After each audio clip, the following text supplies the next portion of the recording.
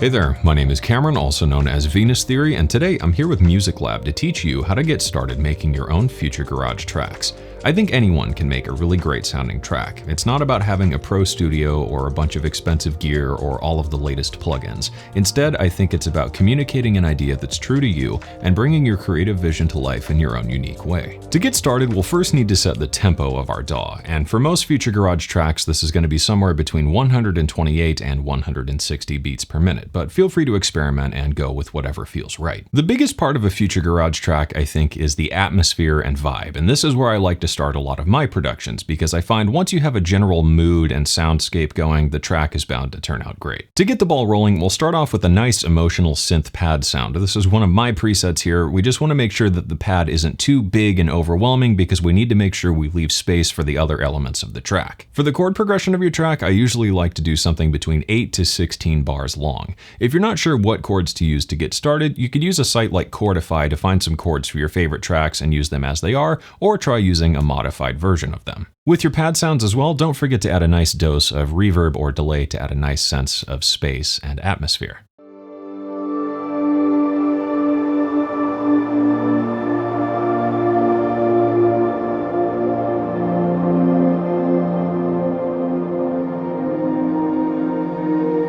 To start building the sonic world of the track, I like to bring in a lot of field recordings or recordings of sounds just all around me. If you have a field recorder, you can use that. Otherwise, you can just use your smartphone. Most modern smartphones have a pretty decent mic and you can get some really nice high quality recordings to use in your tracks. Here I've used a couple of recordings of rain, a couple of recordings of a city park, and then a recording of me out hiking in the woods. When we layer that with our synth pad sound, it starts to build a nice sonic landscape that our listener can place themselves in.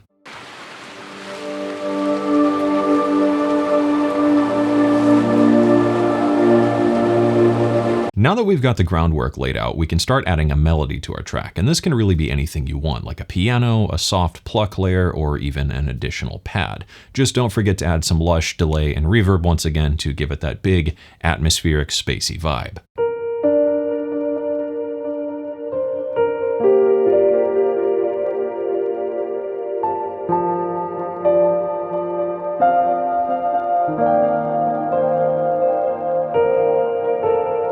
To fill out the low end of our track, we'll bring in a nice rumbling respace sound by using some detuned filtered saw waves. For your bass line, you can usually just follow your chord progression, or you could add in some slides and stops for something a little bit more interesting.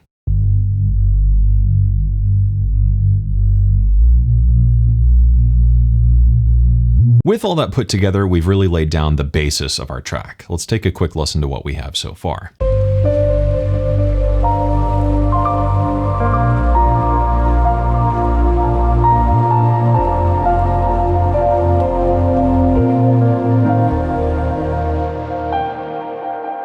From here, you could experiment by adding in some vocals, another melody layer, another pad, or some more textures and little details. It's really up to you, and there are no hard and fast rules, so just remember that if it sounds good, it is good. One of the most distinctive things about Future Garage is those organic shuffling drums. Now, they might sound kind of complicated, but it's actually a bit easier than you might think. To get started, I like to lay down a basic pattern using a kick and a snare, and then I'll bring in some more field recordings to add some texture to the snare.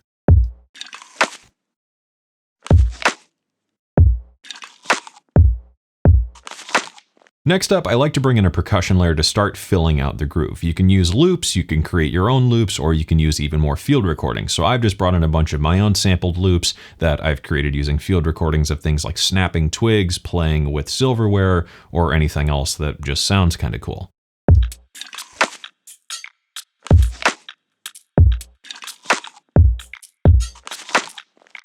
To finish out the drums, I think the big secret is just to layer several different loops together that use different sounds and rhythms. This way you build up this large, shuffling, organic motion to your drums, and it doesn't take a whole lot of effort.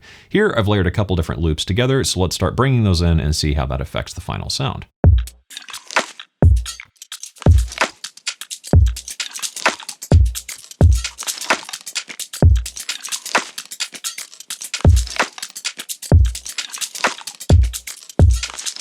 One other important thing to remember with Future Garage drums is things don't need to be perfect and exactly on the grid all of the time. That's what really creates that organic shuffling motion, is when things aren't quite perfect, but they're almost there. So taking a couple of your hits and moving them ever so slightly off the grid is a great way to add some organic movement to your drums. With all of the pieces put together, now we can arrange our track, and usually I keep this pretty simple. I'll just take sections of the track and duplicate them, and then add variations by adding new elements or taking elements away to create new sections for the track. With our track arranged and ready to go, the last step would be mixing, and for the sake of time, we won't go into detail about that here. But if you're looking for some tips to learn how to get better mixes, you can check out my video with the link down in the description. With all that done, we've selected our sounds, we've put them together, we've arranged our track, and we've done some basic mixing. So let's take a listen to the final result.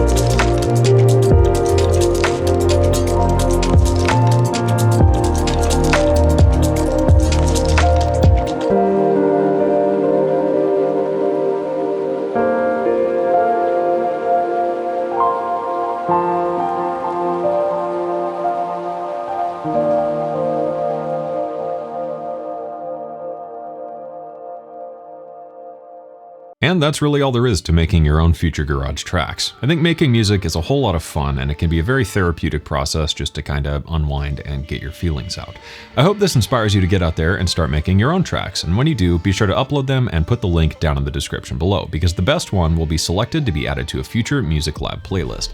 The Music Lab team and I are very excited to hear what you come up with, so be sure to share it once it's ready. For more music and tutorials, don't forget to subscribe to the Music Lab channel down below, and if you want to learn more about music production and sound design, feel free to subscribe to my channel with the link down in the description. That wraps everything up for this one, so cheers to you. Thanks for joining me. I hope you learned something, and as always, I hope this inspires you to get out there and make something awesome. Be sure to check out the Music Lab channel for more Future Garage playlists, and as always, enjoy the music.